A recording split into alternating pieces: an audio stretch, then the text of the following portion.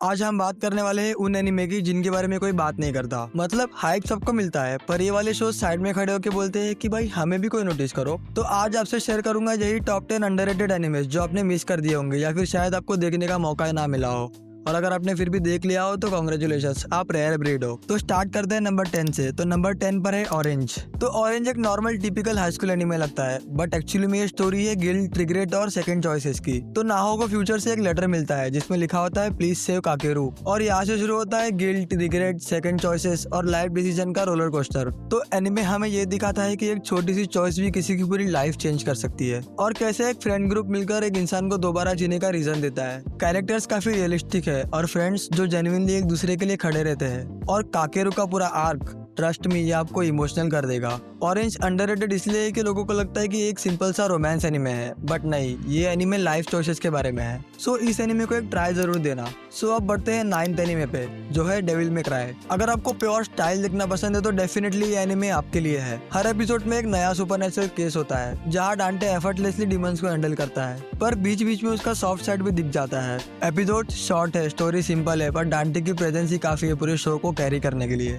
Trust me, अगर आपको cool characters पसंद है तो ये एनिमे डेफिनेटली चेकआउट करना। सो अब आते हैं नंबर 8 पे जो है सीरियल एक्सपेरिमेंट्स लेन। तो इस एनिमे को समझने के लिए टेंशन मत लो, इसको सिर्फ फील करो। सो लेन एक इंट्रोवर्टेड लड़की होती है जो द वायर्ड बेसिकली इंटरनेट के हॉरर वर्जन में घुस जाती है। तो शो पूछता है तुम रियल में कौन हो और ऑनलाइन कौन बन जाते हो। जैसे जैसे लेन वायर्ड में घुसती चली जाती है उसको लगने लगता है कि डिजिटल और फिजिकल रियलिटी दोनों एक ही चीज है, और ये रियलाइजेशन पूरे शो का बैकबोन बन जाता है। आज के सोशल मीडिया के जमाने में तो ये क्वेश्चन नॉर्मल है, बट ये एनिमे 1998 में ये सब शो कर रहा था।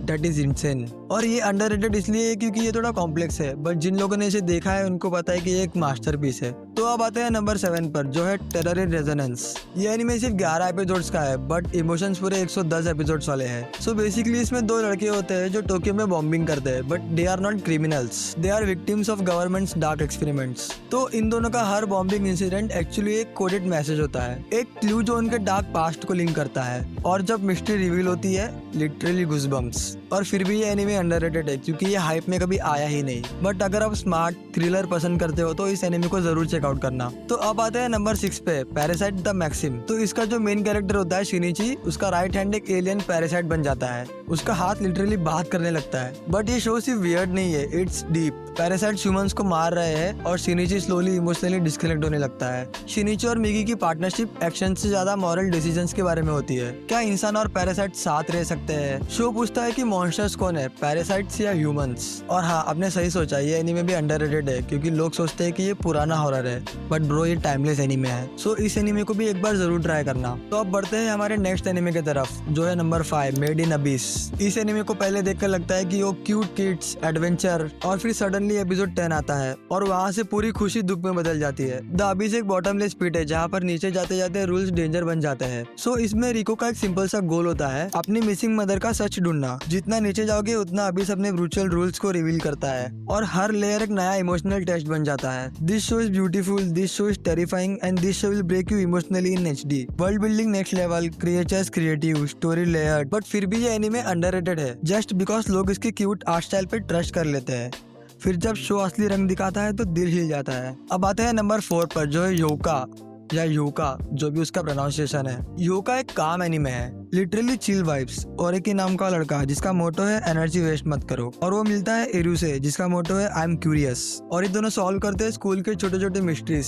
हर मिस्ट्री कोई एक बिग क्राइम नहीं है, बट एक इमोशनल ट्रूथ है जो कैरेक्टर्स को ग्रो करता है, चाहे वो स्कूल की पुरानी कहानी हो या किसी की फॉरगॉटन इंसिडेंट का मीनिंग। और ये भी अंडररेटेड एनिमे है, तो अगर आपको भी छोटे छोटे मिस्ट्रीज पसंद है तो you can check this out. So अब नंबर 3 हेवनली डिल्यूजन्स। ये एनिमे रिसेंट है लेकिन शॉकिंगली अंडररेटेड है। शो में दो पैरेलल वर्ल्ड्स है, एक सेफ स्कूल जहाँ बच्चे परफेक्ट इन्वायरमेंट में रहते हैं, और दूसरी तरफ डिस्ट्रॉयड वर्ल्ड जहाँ पर मॉन्स्टर्स घूम रहे हैं। स्कूल के बच्चों को लगता है कि आउटसाइड वर्ल्ड उनके लिए पॉइजनस है, जबकि दूसरी साइड मारू और किरुको सर्वाइवल डेंजर और अपने मिसिंग लव्ड वंस के सच ढूंढ रहे होते हैं। और स्लोली जब दोनों वर्ल्ड्स का कनेक्शन रिवील होता है तो दिमाग हिल जाता है। कैरेक्टर स्ट्रॉन्ग, ट्विस्ट हेवी और एनिमेशन क्लीन। अंडररेटेड बिकॉज इसकी मार्केटिंग बिल्कुल जीरो थी, but story 10/10। So you can check this out. तो अब आते हैं नंबर 2 पे, जो है real life. Real life honestly one of the best feel good anime है। एक 27 साल का बंदा जिसकी लाइफ मैस है और उसे चांस मिलता है फिर से हाई स्कूल स्टूडेंट बनने का। No magic, no fantasy, just pure human emotions. तो इसमें आराधा फिर से स्कूल लाइफ जीने की कोशिश करता है, बट इस बार वो अपने पास्ट की गलतियां रिपीट नहीं करता और नए लोगों से मिलकर उसे समझ आता है कि कभी कभी लाइफ में एज नहीं, अपॉर्चुनिटी मैटर करती है। वो अपने पुराने रिग्रेट्स फिक्स करता है, नए दोस्त बनाता है और वो स्लोली हील होता है।